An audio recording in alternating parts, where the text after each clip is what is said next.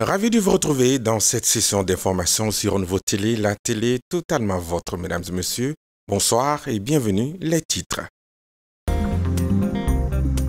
Le bilan des inondations ne cesse d'augmenter au Mali. Les services du ministère de la Sécurité et de la Protection civile et celui de la Santé ont enregistré à la date du 15 août 2024 au moins 15 morts et 10 309 sinistrés. Les détails dans cette édition. Le comité technique de coordination nationale d'éducation au Valais vient d'être situé sur ses missions. C'était lors d'une rencontre avec le ministre de la Refondation de l'État. Les détails dans un instant. La situation sécuritaire reste tendue dans l'interfleuve. Outre les attaques des villages, les terroristes prennent en otage des paysans. Voilà pour le sommaire.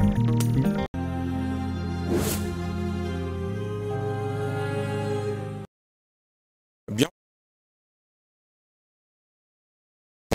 L'État a rencontré ce vendredi 16 août 2024 le comité technique de coordination nationale d'éducation au Valais.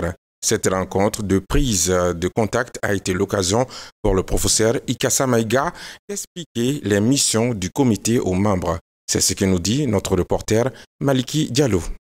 Depuis quelques mois, le Mali s'est doté d'un programme national d'éducation aux valeurs. Cette initiative des autorités de la transition va contribuer à la transformation sociale pour un Mali nouveau, respectueux des valeurs civiques, patriotiques et de la bonne gestion du bien public. Pour la mise en œuvre du programme, un comité technique de coordination nationale a été créé et placé sous la présidence du ministre de la Refondation de l'État. Nommés le 7 août dernier, les membres du comité ont tenu leur première réunion ce vendredi. Le comité technique de coordination a essentiellement pour tâche de veiller à la mise en œuvre des orientations que le gouvernement aura fixées, justement à ce comité, d'assister les départements ministériels dans la mise en œuvre de leurs actions, étant entendu que différents départements ministériels sont attributaires d'actions spécifiques. Maintenant, nous devrons aider à la compréhension de ces actions en termes de contenu, de modalités de mise en œuvre, d'objectifs spécifiques recherchés et de méthodologies de mise en œuvre.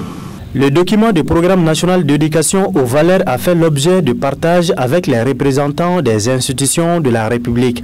Plusieurs autres activités sont prévues pour une meilleure appropriation du programme par les Maliens. D'ores déjà, nous sommes en pleine préparation des sessions d'appropriation à l'intention des autres forces vives de la nation, à commencer par la haute administration d'État, les autorités administratives indépendantes, mais également nos éléments de force de défense et de sécurité, donc dans les camps et garnisons. Il s'agit aussi de toucher tout ce qui est autorité et légitimité traditionnelle et confessionnelle du Mali, ici à Bamako d'abord, mais également à l'intérieur, tout en associant les organisations de la société civile, des femmes, des jeunes, du secteur privé, mais également la classe politique. Le comité technique de coordination nationale d'éducation aux valeurs est composé des représentants des ministères, des institutions de la République et des organisations de la société civile. Après la proclamation des résultats du concours de la fonction publique de l'État hier vendredi, le ministre du Travail, de la fonction publique et du dialogue social, Fassou Koulibaly, a animé ce samedi 17 août 2024 un point de presse pour expliquer les innovations apportées dans le processus de correction des copies du concours. C'était également l'occasion pour le ministre de donner des explications techniques au choix des spécialités. Bakary M. Sidibé était présent. Voici son compte-rendu. Face à la presse, le ministre du Travail, de la fonction publique et du dialogue social est revenu sur les innovations introduites dans le processus de correction des copies lors des concours d'entrée à la fonction publique de l'État. Que ce soit à Bamako ou à l'intérieur, on a fait une codification globale. Et donc, ce qui fait que n'importe quelle copie peut être identifiée à partir donc, de la cotation. Ensuite, on a changé le mode de choix des sujets. parce qu'avant les sujets passaient par beaucoup de circuits. On a mis en place ici une commission composée de 2 personnes qui reçoivent les sujets des enseignants désignés pour déposer les sujets. Donc il n'y a pas d'intermédiaire. À la correction, c'était la même méthode. L'enseignant qui a choisi constitue son équipe de correcteurs, d'enseignants. Au total, 66 061 candidats ont été inscrits pour concourir dans les différents corps. Sur les 1489 postes qui étaient à pourvoir, 1417 candidats ont été déclarés admis. Occasion pour le ministre Fassou de se prononcer sur les raisons des 72 postes non pourvus. Pour 2 raisons. Soit il y a des postes où il n'y a pas de candidats, donc c'est néant. Donc on a 3 postes où il n'y avait pas de candidats. Donc, mais 69, c'est pour insuffisance de moyens. Ce sont les départements ministériels qui nous envoient les besoins pour dire en 2024, nous on a besoin de telle spécialité dans tel service, dans tel service, dans tel service. Ainsi de suite. Ce sont ces besoins-là que nous prenons, que nous rapportons à l'enveloppe financière qui nous a été donnée par le ministère des Finances pour recruter. Donc si on a 7000 besoins exprimés par les départements ministériels, on ne prend que l'enveloppe, ce que l'enveloppe peut prendre. Vous voyez que 1489 hors l'ENA, si on ajoute les 75 de l'ENA, ça va nous amener à 1564 à peu près. C'est la première fois qu'on atteint cet effectif de recrutement. On est obligé de se conformer. On ne peut pas sortir de ça. C'est ce qui amène que certaines spécialités ne sont jamais venues, viennent jamais dans le concours parce que les besoins ne sont jamais exprimés par le département ministériel. Et en ce moment, ça veut dire que le privé, normalement, doit pouvoir prendre le relais. C'est ça, en fait, la réalité. Pour les 72 postes non pourvus, le ministre a annoncé qu'ils seront remis en compétition au prochain concours d'entrée à la fonction publique de l'État. Plus de 10 morts et plus de 10 000 sinistrés par les eaux au Mali. Le bilan des inondations ne cesse d'augmenter. Selon les statistiques des services du ministère de la Sécurité et de la Protection civile et celui de la Santé, plusieurs personnes ont perdu la vie et des milliers de sinistrés. Faisons ensemble le point avec Youssouf Koulibaly. Au moins 15 personnes ont été tuées et 10 309 autres sinistrés dans des inondations enregistrées du 1er au 15 août courant au Mali, a annoncé vendredi le comité interministériel de gestion des crises et catastrophes. Selon le colonel Moussa Bagayogo, chef de division des opérations de secours et d'assistance à la direction générale de la protection civile, la semaine passée seulement, à la date du 5 août, on était à 33 cas d'inondation. À la date du 15 août, ce chiffre a évolué à 59 cas d'inondation. Ils ont aussi malheureusement occasionné encore des pertes en vie humaine. À la date du 15 août, nous sommes à 15 morts par suite de ces inondations et à peu près 10 309 personnes sinistrées. Le ministère de la Sécurité et de la Protection civile a indiqué que la région la plus touchée est celle de Ségou. Dans la région, le cercle de Blas a enregistré 4 séries d'inondations successives occasionnant des dégâts et 1387 ménages sinistrés, dont un cas de décès par foudre. Souligne la même source. En outre, le ministère a noté 5 cas d'effondrement à Bamako, 1 à Banyangara, 1 à Sikasso, 1 à Ségou et 5 à Bougouni. Le 13 août courant, le bureau de la coordination des affaires humanitaires OCHA a déclaré qu'en 2 mois seulement, après le début de la saison de pluie 2024, en Afrique de l'Ouest et centrale, des pluies torrentielles et de graves inondations ont touché 716 473 personnes en République centrafricaine, au Tchad, en Côte d'Ivoire, en République démocratique du Congo, au Libéria, au Niger, au Nigeria, au Togo et au Mali. À présent, suivons ces quelques réactions sur la situation à Ségou. Le message va à l'endroit des autorités. Franchement, s'ils peuvent venir en aide pour qu'au moins comme vous le voyez, c'est un problème social et c'est vraiment crucial. Surtout moi, c'est mon carré qui est derrière moi comme ça. Voilà, vous êtes arrivé un peu tard, sinon 5 minutes plus tôt, vous allez vous allez voir comment est-ce que je suis sorti de la maison pour être là. Bon, ça fait à peu près 3 ans que moi ici là et c'est la 10e année que ça se passe comme ça. Sinon l'année dernière, comme on n'a pas eu assez de pluie, je peux dire, je pense que cette année c'est quand même plus grave. Sinon la première année aussi c'était comme ça, mais l'année passée c'était un peu plus... mais il n'y a pas de caniveau. Il n'y a pas de caniveau. Les deux côtés du goudron, il n'y a pas de caniveau. Donc on peut dire que l'eau n'a pas de route. La solution, c'est d'entreprendre des travaux de caniveau ici. C'est vraiment pertinent. Si le quartier peut avoir au moins, ne serait-ce qu'un seul caniveau, je pense que ça sera la solution. Sinon, il y a une mare tout près ici. Depuis 19h pile jusqu'à 1h du matin, on est sur pied. Pour faire dégager l'eau, on n'a pas pu faire.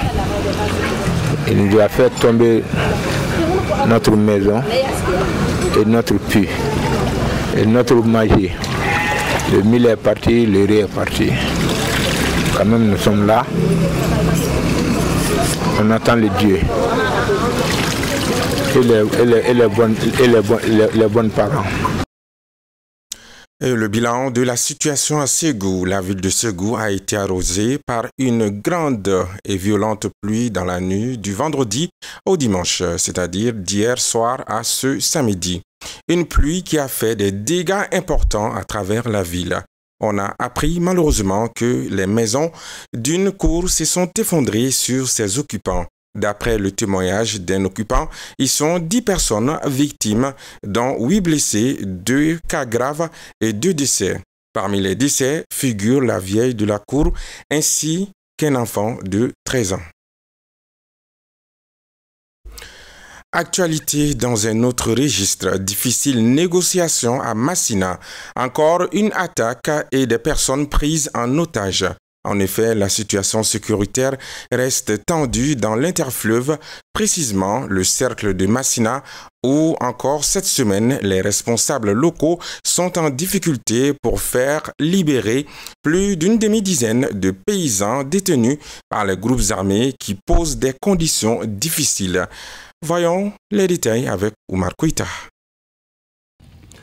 Des négociations entre des hommes armés et les responsables du village de Tongué dans l'interfleuve, cercle de Massina, sont en cours depuis le début de la semaine. C'est ce qui rapporte des sources locales sous couvert d'anonymat. L'objectif est de trouver un terrain d'entente et obtenir la libération des otages. Ces derniers, au nombre de 6, ont été enlevés suite à un affrontement dimanche 11 août 2024, explique-t-elle. Du bétail a été aussi volé par les hommes armés. Mardi, il aurait conditionné la libération des otages contre la reddition de toutes les armes du village dans les 3 jours, ajoutent les mêmes sources. Depuis le début de l'année, des hommes armés sèment la terreur dans l'interfleuve. Le mercredi 7 août dernier, les forains de Saï dans l'interfleuve du cercle de Massina ont été empêchés de venir à la foire de Matoumou. Selon les villageois, des hommes armés non identifiés les ont dissuadés avec des tirs d'armes. Les mêmes sources ajoutent que la situation reste toujours confuse dans l'interfleuve après le déplacement la dernière semaine de juillet de plusieurs populations vers la région de San. Aujourd'hui, c'est la production agricole qui est totalement menacée car les populations font face à une hausse des attaques terroristes qui exigent leur reddition à travers la soumission à des règles strictes de vie, ce que beaucoup refusent et quittent la zone. Échanger et informer les décideurs sur les barrières socioculturelles qui contribuent aux problématiques fondamentalement liées aux droits de santé sexuelle et reproductive, aux violences basées sur le genre, sur la communication pour un changement de comportement. Tel est le thème qui était au centre d'une rencontre d'interpellation communautaire sur la question dans la commune rurale de Sio. C'était ce samedi 15 août 2024 à l'initiative de l'Association malienne pour la protection et la promotion de la femme dans le cadre du projet Bangé Kolossi Nyeta BKN2 financé par l'ambassade du Royaume des Pays-Bas. Moussa Traoré Soumaïla Aya nous en parle. Cette activité communautaire sur les questions de droit en matière de santé, de la reproduction et de la planification familiale dans la commune d'Essio est un programme conjoint mis en œuvre par l'AMPPF dans le cadre de l'initiative Bangui-Kolossi-Nyeta BKN2. Il est conçu pour promouvoir le principe directeur de l'agenda 2030, à savoir ne laisser personne derrière, car il envisage une stratégie globale qui aborde les questions naturelles et les liens avec la santé et les droits sexuels et reproductifs. Organiser une rencontre des leaders communautaires, des élus, les religieux, et pour mieux cerner les problématiques liées à la santé de la reproduction, afin quand même de permettre aux jeunes, aux adolescents, aux femmes à jouir quand même pleinement de leurs droits en santé sexuelle et reproductive. Cette rencontre d'interpellation communautaire a eu des résultats pour la communauté. Les participants ont appris à acquérir des compétences de vie et à connaître leurs droits humains, notamment en matière de santé et de droits sexuels et reproductifs, à s'abstenir des comportements sociaux négatifs.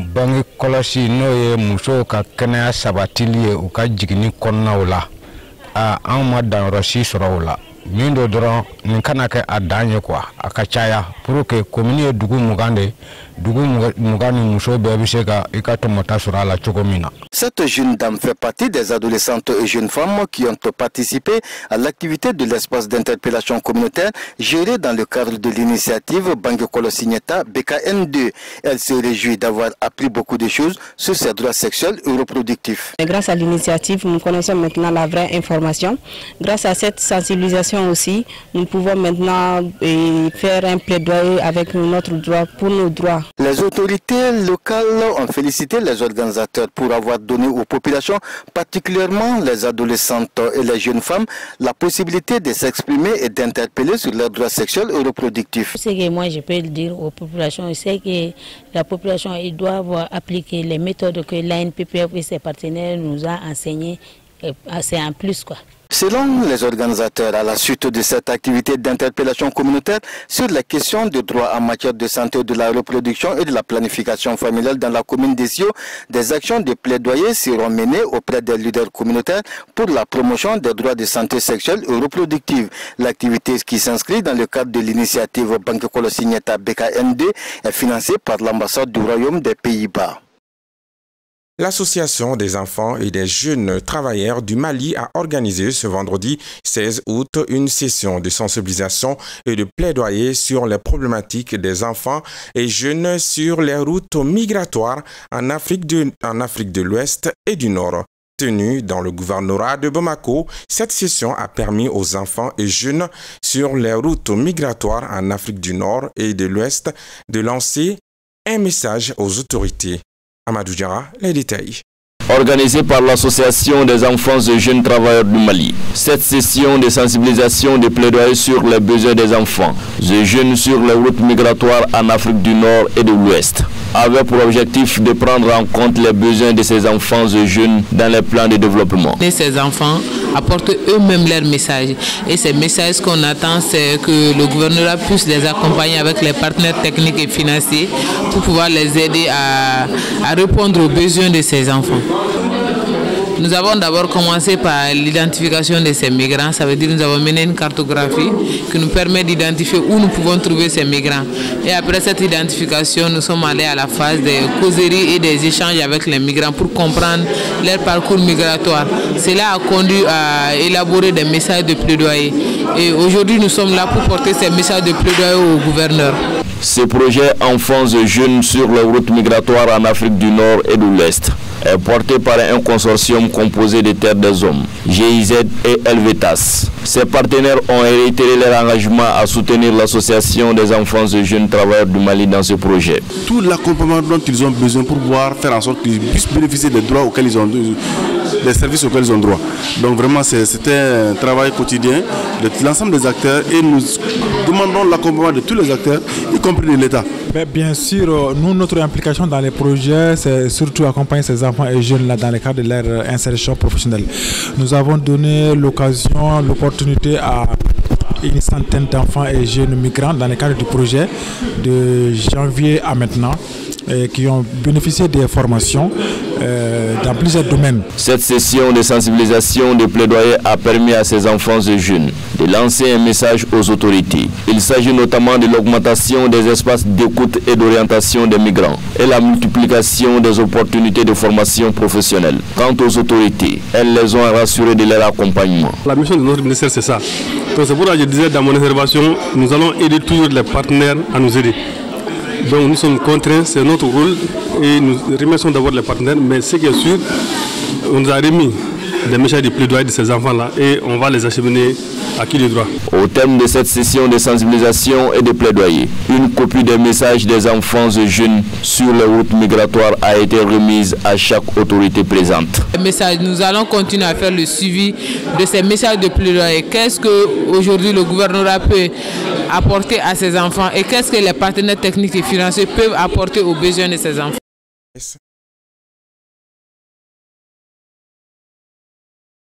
Culture Mali Mode Show vers une transformation mangère en 2025. Annoncé officiellement ce jeudi 15 août 2024 lors d'une conférence de presse organisée à cet effet, le Mali Mode Show devient une biennale à partir de 2025. Pour les organisateurs, cette transformation vise à renforcer l'impact de l'événement en permettant une meilleure préparation et des innovations accrues dans le secteur de la mode en Afrique. Compte rendu, Ouidraogo Maimouna et Mantala Ouattara.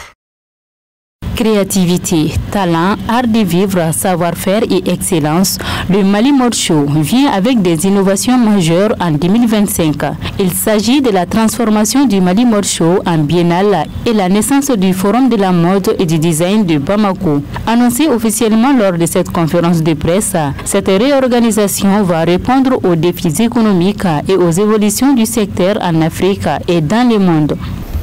En adoptant ce rythme de biennale, nous souhaitons maximiser l'impact de chaque édition et offrir une programmation de haute qualité, soigneusement préparée et enrichie par des innovations significatives pour l'avenir de l'industrie de la mode et du design au Mali. Ce changement de format s'inscrit dans une vision à long terme qui vise à répondre aux défis économiques actuels et à anticiper les évolutions du secteur de la mode, tant au niveau local qu'international. Actrice majeure de la communication au Mali, l'agence de communication Spirit apporte son accompagnement pour ces nouveaux projets à grand impact. Cette activité nous intéresse à juste titre parce que ça rentre effectivement dans notre vision et dans notre façon de voir les choses. L'écosystème économique qui est le forum qui permet de réfléchir sur des activités économiques qui concernent le domaine de la mode, du design et tout ce qui est activité autour de cela nous intéresse. Raison pour laquelle Spirit accompagne ce projet, soutient ce projet et partie membre à part entière du projet. Pour le représentant du ministre de la Culture, cette initiative est à saluer et le département ne ménagera aucun effort pour l'accompagnement de l'événement. C'est une belle initiative comme ça, venant à être entreprise par un de nous. Qu'est-ce qu'il faut faire? C'est de l'accompagner. C'est pourquoi le département de l'artisanat, de la culture, de l'industrie hôtelière et du tourisme restera aux côtés de cet événement qui d'ailleurs, il l'a dit dans son discours, va embrancher une nouvelle séquence qui est la biennale. Et cette biennale, elle est très salvatrice parce que ça va leur permettre de mieux réfléchir en termes de conception, de mieux réfléchir en termes d'économie et de mieux réfléchir en termes d'organisation de tout cet événement. À noter que cet événement de référence se tiendra du 1er au 9 novembre 2025 à Bamako et rassemblera des créateurs, des professionnels de l'industrie, des médias et plusieurs autres acteurs dans les domaines de la mode et du design. Ainsi s'achève cette session d'information sur Nouveau Télé, la télé totalement vôtre. Merci à vous de l'avoir suivi avec attention. L'épaule ne fuit pas le bras parce qu'il est malade. Proverbe africain. Excellent week-end à tous. À bientôt.